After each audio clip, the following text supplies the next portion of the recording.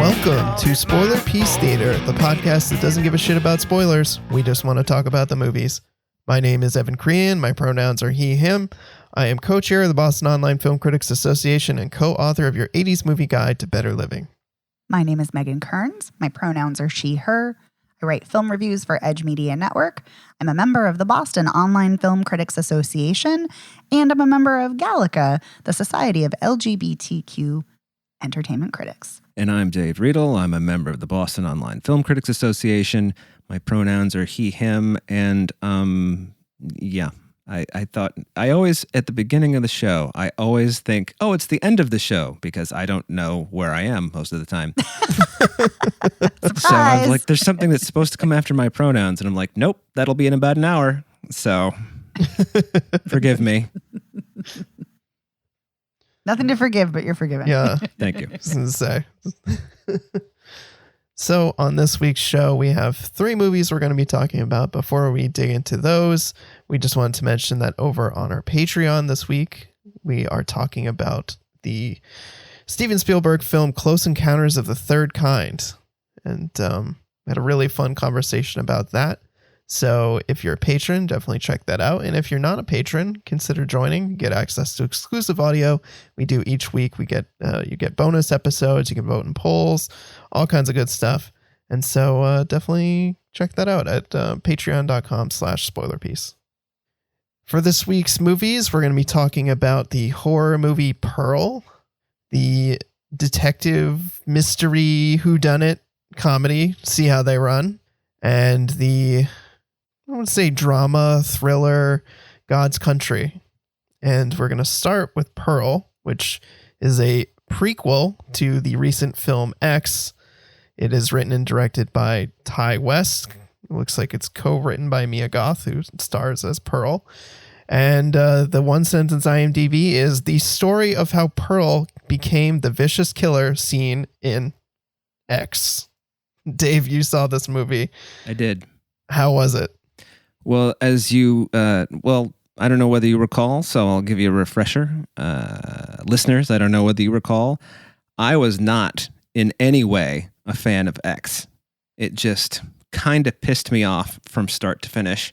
So I was really, I wouldn't say pleasantly surprised, but just surprised that I don't know if I enjoyed Pearl, but it's so much better than X that I was kind of shocked it was made by the same person. Wow. Yeah. And I think part of that has to be Mia Goth's input in the story. It has to be.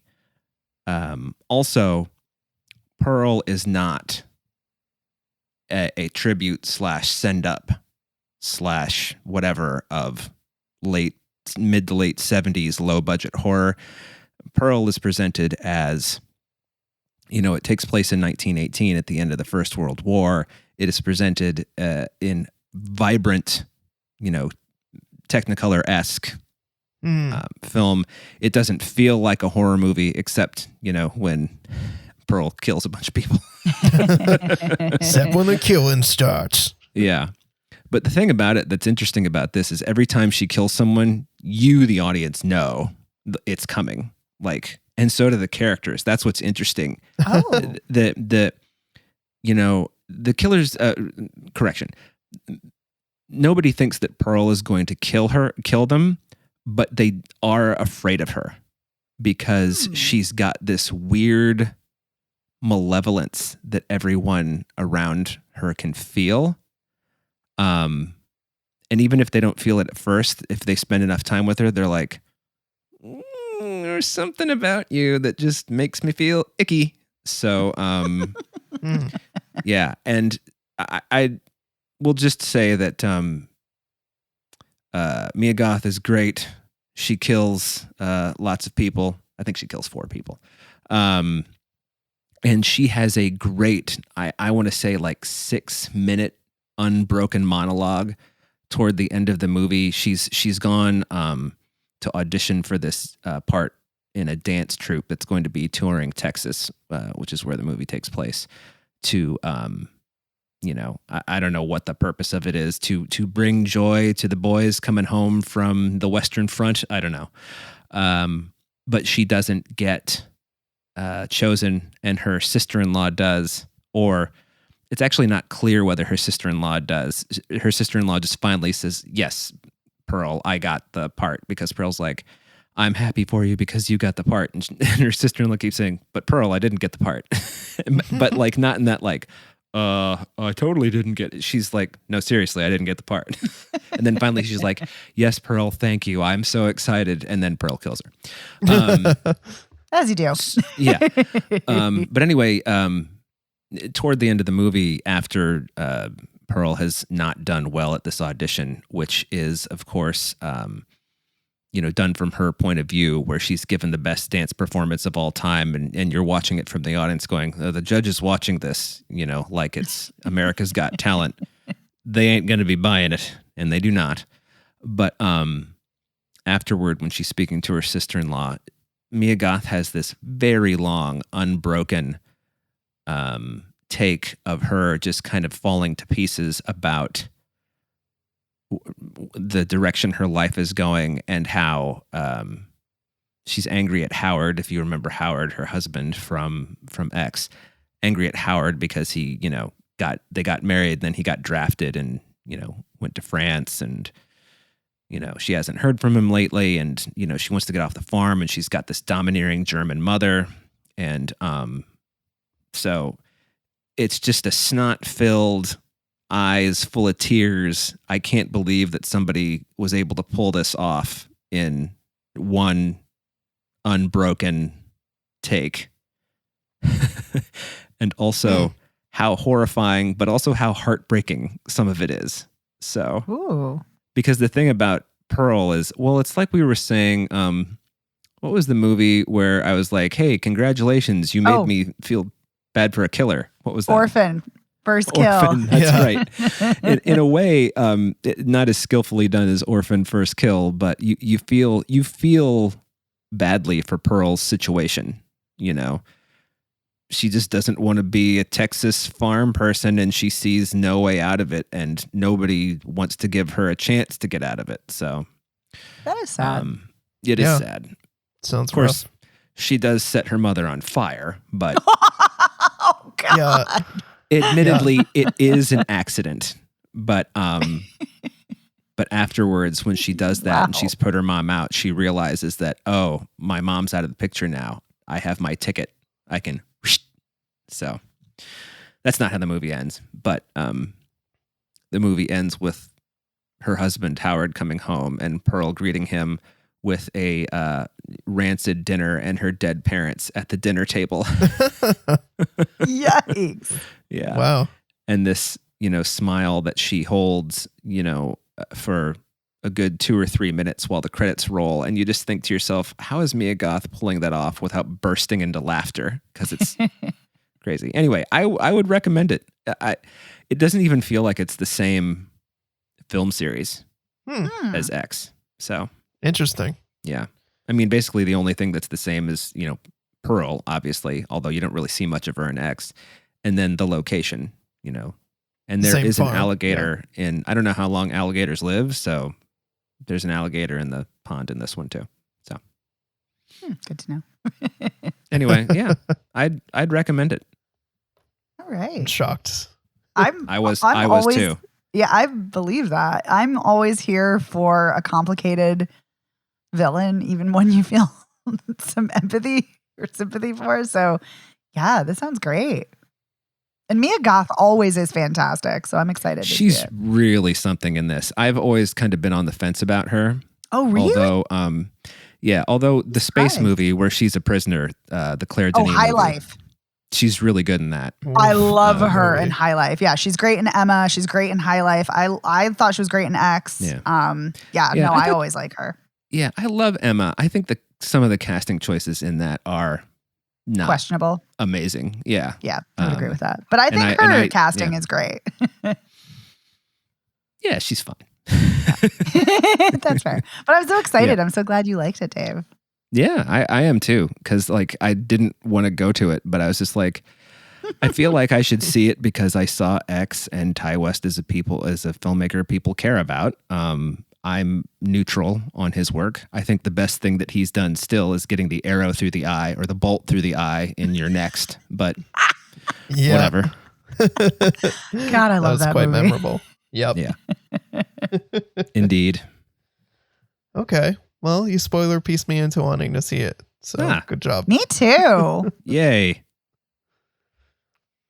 I wasn't excited to see it, but now I am. Yeah. Yeah, I'm actually... Turn me around. Turn yourself around. I know it's turn your love around. Turn around. Every now and then I feel I don't know the words, so I'm making up right now. Okay. Turn around. So moving on to our next movie, we're going to be talking about See How They Run, which is directed by Tom George, written by Mark Chappell. It stars Sam Rockwell, Saoirse Ronan, a host of other folks. David Oyelowo is in it, Adrian Brody. It's one of those, large cast ensemble-y kind of movies. Our one-sentence IMDb summary is, in the West End of 1950s London, plans for a movie version of a smash hit play come to an abrupt halt after a pivotal member of the crew is murdered. Okay, so let's expand that a little bit. Well, that's not correct, though. Yeah, so. Exactly. So the play in question is Agatha Christie's Mousetrap, and in this story, they're going to be making a film version of it. It's going to be directed by Adrian Brody's character, and he is murdered backstage at the theater, and his dead body is left on display on the set on stage. Sam Rockwell is the detective who's brought in to investigate the crime, and Saoirse Ronan is the young, upstart, fun, peppy cinephile cop who joins him on the case. So it's a whodunit, and they don't make any bones about that. They bring it up many times. There's a lot of self-aware voiceover from Adrian Brody's character. Leo Kaepernick is his character's name. So yeah, what do we think of this one? How about Megan? I guess what did you think? I'll go first. We're all chomping at the bit to share. So I really like the look of this. I think the production design, the costumes, they're gorgeous. I loved the look and feel of this. I love Saoirse Ronan. I'm always excited to see her in anything. I like Sam Rockwell a lot. Not in everything, but in a lot of things.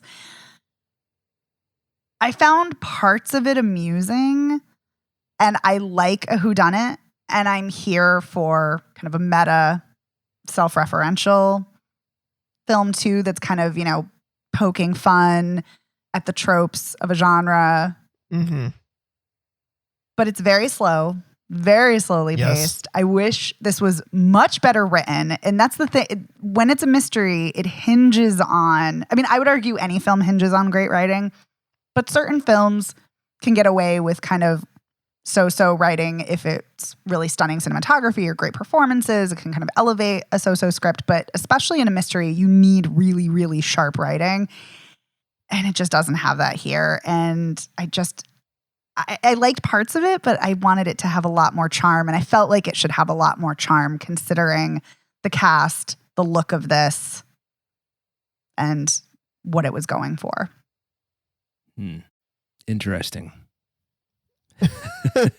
I only say interesting things. No, I kid. Well, this movie didn't work for me one bit. I won't say that I hated it, but I agree with pretty much everything you just said, Megan. I think that the thing that really, did we do Murder by Death years and years ago? I feel like yes, homage / send-ups to Agatha Christie type stories never really work for me. And what I don't like about this movie is I almost feel like all the self-referential meta stuff is there to cover the fact that the story isn't very interesting. I agree with you. I think Saoirse Ronan is great.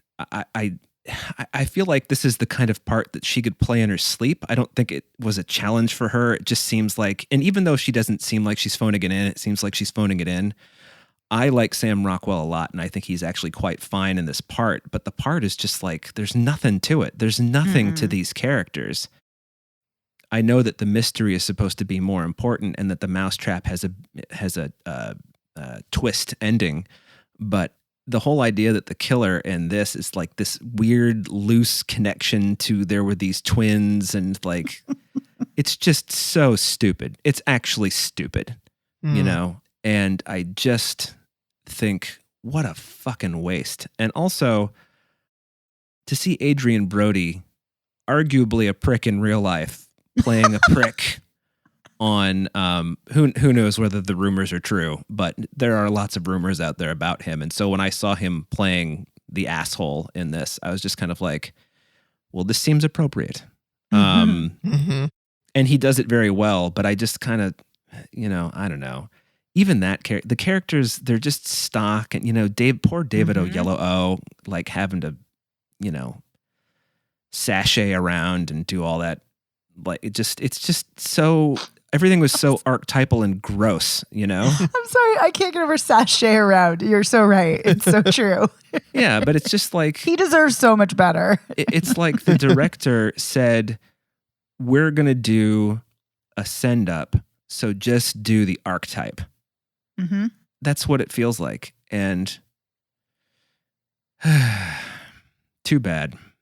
I was really looking forward to this, and then I had forgotten what it was called. So when you guys were like, let's do See How They Run, I'm like, what's that movie? We're like, oh, it's the Saoirse Ronan movie. So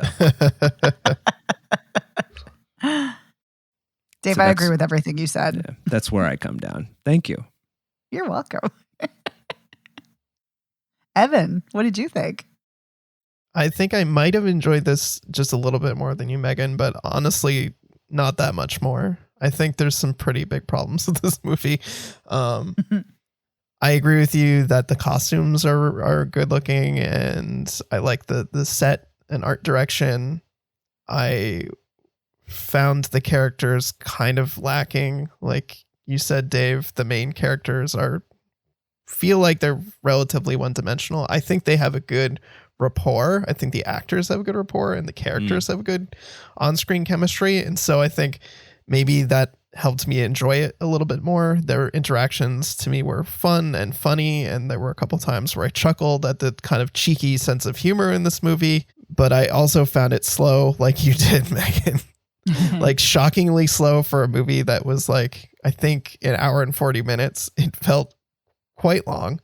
And I think there were some good ideas here, but they weren't necessarily well executed. I agree with you that the writing could have been a lot sharper, especially if we're going to do a meta commentary on Agatha Christie and whodunit stories, because there is a lot of opportunity to really comment on the tropes. And really, I feel like it only does that in the beginning and the end. One thing I do think that it does, or two things I think it does that are interesting to me. One is the misdirect with Sam Rockwell as the investigator, where they, we know that he's not going to be the killer, but I think the fact that they actually plant several reasons for Saoirse Ronan to think that he is the killer was interesting to me. I think that was an interesting redirect of like, one of the investigators could plausibly be one of the murderers, according to, the people in the movie. Not us as viewers, we know that's not going to be the case. So I thought that was interesting. And I liked that the killer was actually the one telling everybody in the parlor what the deal was, not the Sam Rockwell character.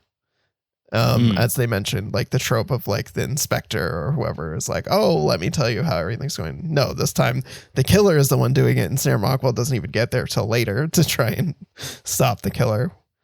And I did actually like that it played out almost exactly like Adrian Brody's his character's terrible storyboard that we learned earlier in the movie of like how he wants to do his ending. I thought it was actually pretty funny that it mostly turned out to be almost the same ending. Yeah, I think by that point I had checked out enough that I didn't really notice. And And sometimes the split screen in the movie really was a turnoff to me, and there were other times where I thought it actually worked quite well. Because there's a lot of split screen in this. A lot. Yeah, it's an unusual choice for a movie like this, I feel like. It mostly is, but doesn't work, I think. Yeah, I really love though when the Molotov cocktail goes through goes through the triptych. Yes. Oh, yeah. That was an effective use. That when they were running around the theater, opening doors, Scooby-Doo style, that was actually an effective use of the split screen. Yes, agreed. Yeah. Okay, I'll give it a half star. So now it has 1.5 stars. I was gonna say, yeah, this humor I thought you would really like, Evan, because there's so many puns. Like when Saoirse Ronan talks about the skis, and she's like, "It's all downhill from there." Yeah, I think it's Saoirse Ronan, and I was like, "Oh, Evan's gonna love that." And then there is a Saoirse Ronan part that I really liked, where because she keeps jumping to conclusions about who's the killer. And one of the first things she says to Sam Rockwell is, maybe they're all in it together. And I kind of love that since it's an allusion to Murder on the Orient Express. So I was like, oh, that's kind of, cute and clever. But yeah, then for me, it didn't really ramp up the cleverness or go anywhere with it. But it has a few moments.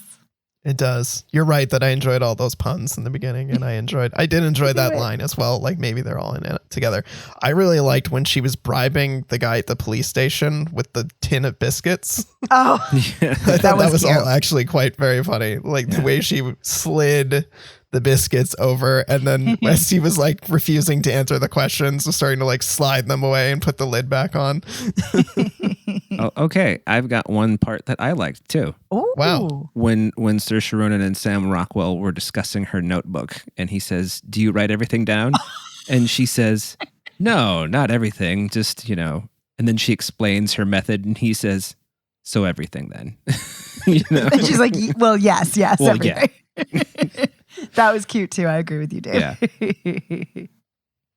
Yeah. So maybe if we had some better writing, we would have enjoyed this movie more, because I think there are some elements that are promising, including what you just mentioned, the kind of chemistry and rapport between Saoirse Ronan and Sam Rockwell in this, but they're adrift in a sea of bad movie. Well, there's just Dave, I think you said it, when you talked about Murder by Death, there are so many self-referential whodunits that if you're going to go, this route and do that, you have to at least be as good or not a lot better. And but it does have interesting ideas. I just wish it actually did something better with them. Yeah, they didn't run with the good ideas. No. That wasn't quite Evan worthy, but They didn't see them or run with them, Dave. they didn't see or run with good ideas. Yeah, exactly. Well, it sounds like we're already tapped out on this one. So should we move on to God's Country? Sure. Yes. All right. So God's Country is written and directed by Julian Higgins, co-written by Shay Ogbonna. It stars Thandiwe Newton, and here's our one sentence IMDb. When a college professor confronts two hunters she catches trespassing on her property, she's drawn into an escalating battle of wills with catastrophic consequences. Well, catastrophic for the hunters. Yeah. Not for her too. I would say for her true. too. I agree. I was just being, glib. So, how unlike me. Yeah, Megan, you saw this once before. You saw it at Sundance, right? I did. Yeah, this was one of my favorite films out of Sundance. I absolutely loved this. Loved it just as much rewatching it. I am going to go out on a limb and say I will be very surprised if this movie moves off my top 10. And I will be very surprised if somebody takes Thandiwe Newton's best in her category. Thank you. Thank you. Her performance is stunning. I have never been a Thandiwe Newton fan. I've always just been like, oh, there she is. She's so fucking good in this movie. She's so good. You need to get on the Thandiwe Newton train because I'm telling you, great. I think I've only seen the not great movies she's been in. that's been in a fair. few. That's fair Yeah. because there are quite a few. But yeah, no, Because- she's Yeah. she's good. She's so good in this. And this story is so tense and it's so complicated. I was like, how are they Yes. going to make this story complicated? And it's, I mean, you could argue that the coincidence that she used to be a police officer, while this is so she kind of knows how to. I was kind of wondering why she was so unafraid of these men. And I'm like, oh, and then you realize, oh, she was a police officer in New Orleans. And so she's seen all kinds of stuff. She's not going to let a fucking redneck intimidate her. By the way, I guess those guys, were they cousins? Was that what it was? The Yeah. two Brothers. hunters? No, They they're were brothers. Oh, okay. The tall, skinny one. Yikes! What a creep. Yeah. But I also just want to point out that Joris Jarsky, who plays the other brother, who I think his name is Nathan, what a great performance from him too. I mean, that guy is. Oh yeah. When you look at that guy's resume and see how many schlocky horror movies he's been in, and then he's in this, and you're like, wow, somebody finally put this guy to good use. I mean, he is just stunningly. He's every bit as good as Thandiwe Newton, and that conversation that they have in the church. That's what I mean when I say Yes. this movie is so complicated. And then with Gretchen's character and the sexual I guess sexual assault. Let's call it sexual assault. Where the professor is like, "Oh, rub some cream on my shoulders," and that turns into a thing, and the professor is offering 3 positions to white professors when they had previously agreed to try to get a new, professor of color. Just reach out to one, not necessarily, as Thandiwe Newton says, not guaranteed. Just have one on the list. And I'm kind of skipping around all over the place. I mean, it covers a ton of ground, though. I mean, Oh, my with God. racism, sexism, sexual harassment, sexual assault, stalking. Yeah. Katrina, and the whole reason she stopped being a cop was the fact that she said they let my people drown and they didn't give a damn. That's just wrenching. And the other cop assumes it's that she had to draw her weapon, and she's like, that's the Right. worst thing you can imagine, because and she doesn't say it, but it's clearly because he's a white dude. But no, the worst thing that for her was being a black cop and seeing all the black people die. And yeah, so this movie is covering Yeah. so much ground. And I love it. And I'm so glad that you brought up, Dave, the church scene, because I feel like in a lesser film, that scene never would have happened. And if No. it did happen, it would feel fake or forced. But this film is so patient and it takes its time, even though the tension is kind of ratcheting up right from the start. But it utilizes silence, it utilizes wide shots, it takes its time. And so that scene between them really feels earned, where they both are talking about their mothers and the expectations their mothers have had for them and religion and how they don't believe in it and how they have so many more similarities than either of them, I'm sure, would have ever thought. Yeah. Yeah, and that guy is great, and Thandiwe Newton is great. I love her. I always love her. And this is my favorite performance of hers ever.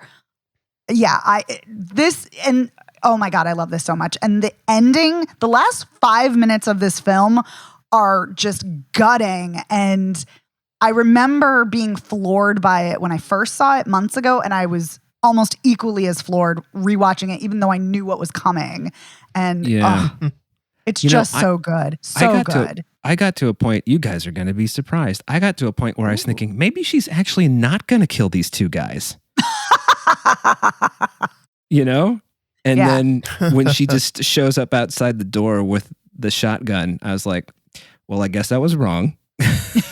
Yeah, she's Yeah, not going once they in there burn to her house have down, beer it's with like them. it's all over. Well, what I thought was interesting about the house burning scene is it's clear that Nathan is not really on board even with going there in the first place. And it seems Right. like he's really more there to make sure that nobody gets out of control. But there are 8 guys with him and he can't keep tabs on 8 guys. And when he Right. punches his brother in the face for setting the house on fire and then just screams at him with that, Mhm. primal scream. Mhm. Exactly. The whole, I can't believe you have taken it to this level. The moment that he first shows up on screen, when Thandiwe Newton goes and confronts, let's call him the normal brother, about the truck, and he says, "Oh, I don't know anything about the note." I think that was probably true. I think his brother Yeah. found it first and discarded it and left the carcass of the bird or whatever that was. And you kind of get the feeling that his entire life, this guy has been covering for this piece of shit brother of his, Mhm. because the moment his brother starts walking toward him, Nathan, that's his name, his demeanor changes, and he physically stops his brother from getting closer to her and just stares at him until he turns Yep. around and leaves. And I was like, wow, there's tension between these two, even though, and then the tension with the acting sheriff, and it's interesting that all of the killing takes place off screen, whether it's animal or human, which Mhm. is I gotta say, even though hearing the sound of her firing that shotgun 4 times is kind of it's great sound design, especially with the shell casings hitting the floor. Mhm. And you see the flashes of light behind the American flag that's hung in the window. But I really wish that we had seen her blow their heads off. Oh, I'm Oh, glad that we didn't. no. I thought it was much more effective that way. Just Me too. kind of like in the card counter when you don't see what's happening between him and Willem Dafoe. I actually thought that was more effective. Just hearing the sounds of what was going on in there, because as you mentioned, the sound design was so well done that Oh, I it's felt so like I was good. in the room, even though I wasn't. Yeah. Yeah. And you can tell which one she killed first, too. Yep. Oh, for sure. Mhm. Yep. So anyway, I think this is certainly one of the best movies of the year, and this will probably go on my top 50 movies of all time. This movie is unbelievably good.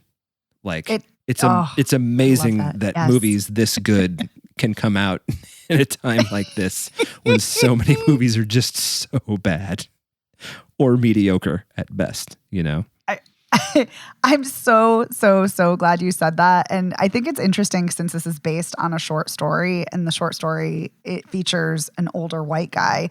And the director wanted to change that after the election because of all of the racism and sexism and misogyny and everything after the election of Trump. He's like, we got to change this. It has to be a woman. And specifically wanted to change it to a Black woman, and then sought out Thandiwe Newton and wrote to her so she could read the script and hopefully be in it. And then she was. And I love that. And I love that ending. I love the American flag. I'm so glad you mentioned it, Dave. And all I could think of is this is such a warping of what we think of, what we're told the American dream is, and what the mythos of it is. And it just like a true Western, like a neo-Western, it's very cynical, very tragic, and I love that ending. I think it is perfection. And I'm glad you used the word cynical, because this movie is so filled with cynicism. Yes. it's like almost like a pot boiler in that way. Yes. It's just, when Thandiwe Newton says to her boss, I'm so sick of you, because he's hosting the 2 hunters on his property after she's been like, Yeah. dude, these guys are dicks, and now they're parking on your property. And he's just like, yuck, with them, He turns out to be such a piece of shit. that He guy. really yeah. does. He's a slime. You've seen this twice, Megan, so tell me Yes. if I'm wrong. Was he at the house when it went up, or did It one was, of the yeah. guys? He was He there. was. Okay. Yeah, Okay. he's watching it when it's burning. Yeah. Okay. Not necessarily. He didn't necessarily take part in pissing on the porch or anything like that. Probably. Not that I Who could knows? see. Maybe not. But yeah, he is there. Yeah, still there. I also But liked it when Thandiwe Newton slapped the other brother and grabbed him by the balls and said, "If you ever come back here, I'll kill you." And I'm paraphrasing, but she does use the phrase, "I'll kill you." Mhm. And you fucked with the wrong ex-cop, buddy. Evan, So we wait, both talked so much. I know I'm we've sorry. been gushing about it, Evan. I'm dying to know what you think about this. I agree with you both. I think this is an incredible Yay! movie. Yeah. It's I think going into it and reading the one sentence summary, kind of knowing the broad strokes of the plot, I was expecting more of an actiony cat and mouse kind of thing. Like it didn't get to that point, but I like that expectation cast aside, I thought this was impeccably directed. It's really well done on so many different levels. The cinematography is really great. The sound design, the incorporation of like the thunderstorms, where it kind of is just at yes. first you feel like it's just like rain, and then you realize kind of like bigger picture it's about Katrina and the hurricane and tied to her past. And I just thought that was so effectively weaved into the story. The performances are just incredible, as you both mentioned. Tandy Waydoun, this might be the best performance I've seen from her, and in every performance in this is really good. And I think that speaks to the impeccable direction, is that everyone in this movie gives a really good performance, and there are so many scenes where you see so much nuance to the different characters, both in the performances and in the conversations. The scene in the church when she, confronts one of them and they have this like deep conversation, when she has a conversation with the cop at the party, when they're kind of off by themselves at the Christmas party. And I think, Megan, you might have mentioned this. It's very patient. Yes. And the scenes all feel like there's enough room to breathe in them, and the characters have enough room to live in them and express themselves. And that really resonated with me throughout the movie, is how well how great the direction was, and the scenes feeling very authentic and not feeling rushed, and the dialogue and the performances in them really, to Dave, what you were saying before, complex in ways that I was not expecting and very pleasantly surprised by. I was not expecting the complexities of some of the conversations and interactions in this, especially with the initial expectation that this would be more like actiony, more like John Wick style, or like very like gritty, woman in the woods killing guys on her property, and right. Yeah, I don't know what I really expected. I do remember when I read, college professor, tangles with two hunters illegally parking on her property. I remember thinking, like, how is this going to be a feature-length film? I don't even know what the story could be. And man, there's just so much there. And the thing that surprised me the most, though, was not that the acting sheriff kind of treated her, I wouldn't say with condescension, but like, you're not from around here, you don't quite understand how things are. But I didn't realize that all of the guys in the town hated him, hated the police force, the local sheriff's office. That was a surprise to me. And so that really brought, I wasn't thinking of it so much in like Trumpy terms, but I was thinking like Oath Keepers and, I don't know what the other groups are called, but that's what I was thinking of when I saw all those guys. And then when she diffuses that situation and leaves, and the guy who's talking about how his brother got shot in the spine, he actually has this look in his face like, I think she was right about all that. He was disarmed by her kindness and empathy, I think, in that moment. And what was otherwise a terrifying scene, she is there with the cop and going to talk to the shitty asshole brother at the Christmas tree farm that they work at. And they're walking through the rows of trees and then find themselves caught in the middle with guys on both sides who are masked and holding chainsaws and refusing to take off their masks. And that was a terrifying scene. Yeah. Not that I advocate this, but assuming the sheriff had, not a revolver and had something that had maybe 14 rounds, he could have gotten all of those guys, because there were only 8 of them. still scary They- proposition. still Oh, for sure. Guys with tense. chainsaws who could kill you and Right. throw your body in the woods somewhere for people not to find it. Or Yeah. chop off a limb, or at best. Yeah. Like, but I have to say that sheriff, the acting sheriff, Jeremy Bobb, he is so good because he was on the Nick, and he is such a piece of shit on the Nick. Like, he is an awful, awful character, but he's great at it. And so to see him in a very different role, like, it's just clearly he has range. Clearly he's incredibly well directed here, just like all of the other actors are. It's just great to see. But yeah, that scene in the Christmas tree aisle, for lack of a better word, is so terrifying. Evan, you are so right. Watching it again, I was just like, and I knew it was going to happen. I knew she was going to defuse it. I knew everything was going to be okay. But still, just watching it again, I'm like, oh my God. Yeah. That's why movies. That's why you rewatch them. Because Yes. I use this as my example every time for why you rewatch certain movies. Because every time I watch Back to the Future, when the car won't start, I'm like, Marty might not make it. You Yeah. think he's not going to make it? this I time. know. And I kind of feel like if I watch this again, seeing the chainsaw scene, I would be like, yeah. I don't know if they're going to get out of this alive. Yep. And if she had not stepped in there and been the mature adult, who has dealt with white assholes before, probably when she was a police officer, then probably several people would have ended up dead, including her. Mm-hmm. So I think this film, I mean, I've said that I think this film is excellent. You guys are saying it too. But I think it really speaks volumes about this film too, that it's it seems like such a simple story, and it is. The premise is really simple and basic, but it's handling all of these really deep and intense issues.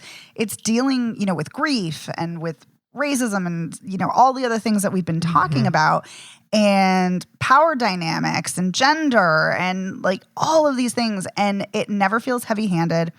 It never feels like it's too much. It never feels distracted. It always feels really focused.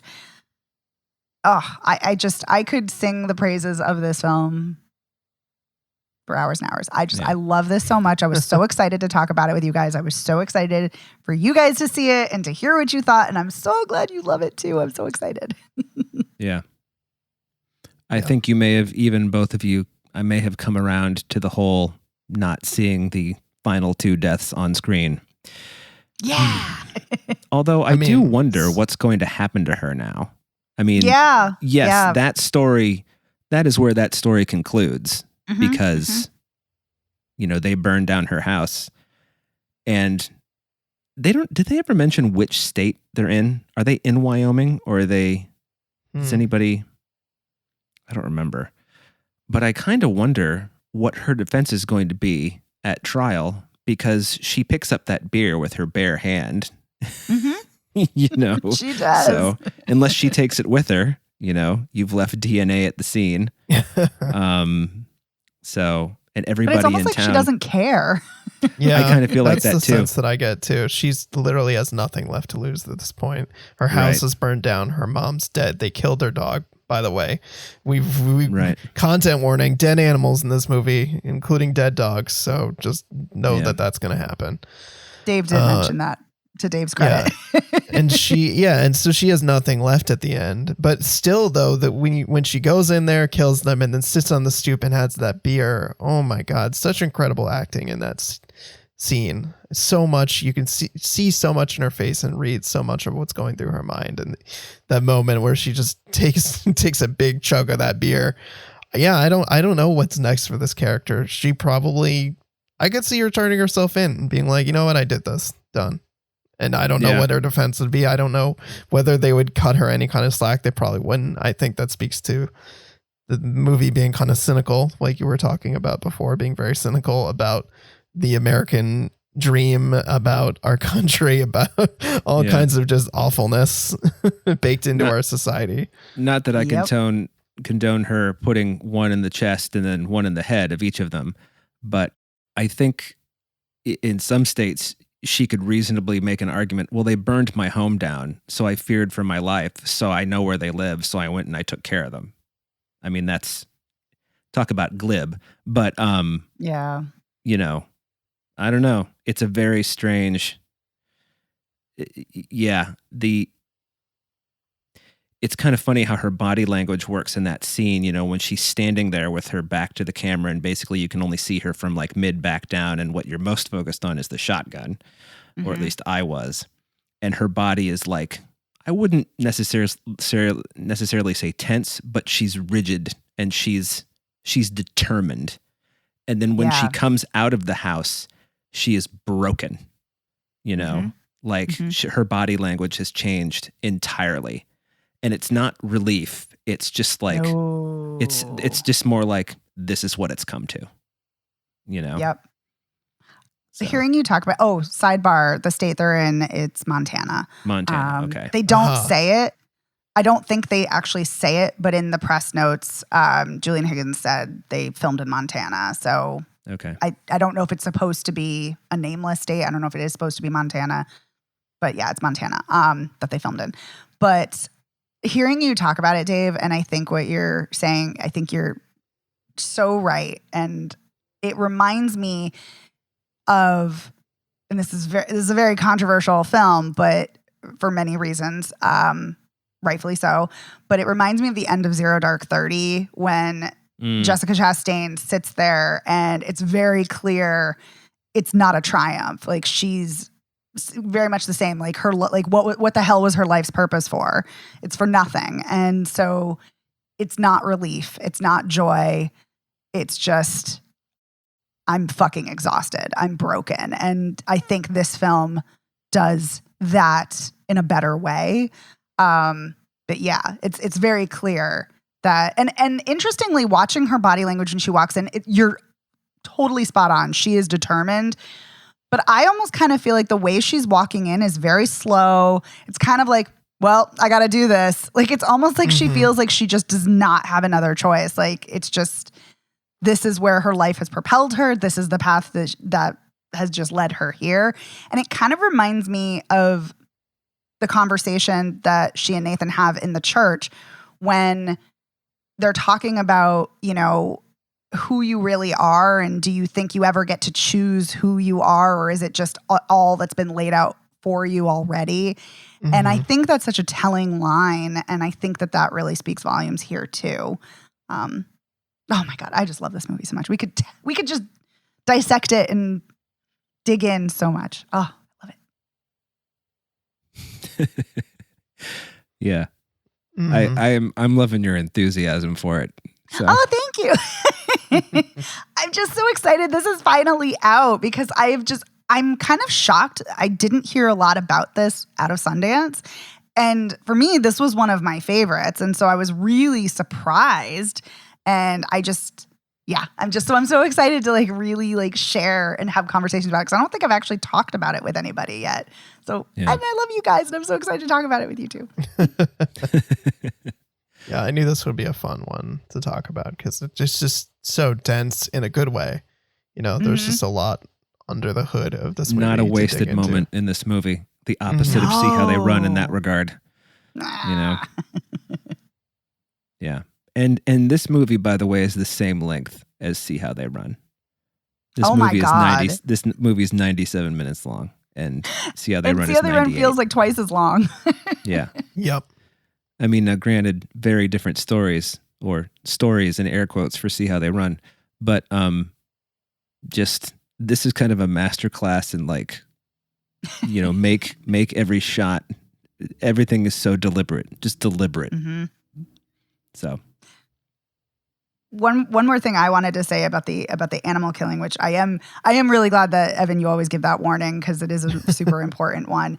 But something I was thinking about that is I really like that she steals the dead fawn from the hunters, and then she buries the fawn, and she sees the mother deer, and she just loses it. And it's so sad because it's just a sad situation, of course. It's so so tragic, but also, of course, it's reminding her of her own loss with her mother. It's just, this movie's just so good. Well, in a way, I'm stretching here, but in a way, she's burying herself because she's going to go kill those guys the next day, and she knows it. Yes, Dave, you are so right. So and right. The deer is her mother looking at her going, "Are you sure? Don't do it." I didn't want to come out here, if you recall." You know. Which Dave, I don't think that's a stretch at all. I think you are nailing it. I think you're both nailing it. I think we're all nailing it. Oh my God, I love this movie. Well, there you go. Yep. I suspected we might. I didn't think this was one that was going to be divisive for us. Yeah. Yeah, this is my kind of movie. I mean, if you two both know that by now, for sure. Well, but it does get to the good killing a little late in the movie, but you know what? Does get to it. It's it's just so. I mean, I'm not. I wish there would have been a way that she could have not had to do what she did, but I just, you know, I just don't know how else that could have ended if she were to stay there.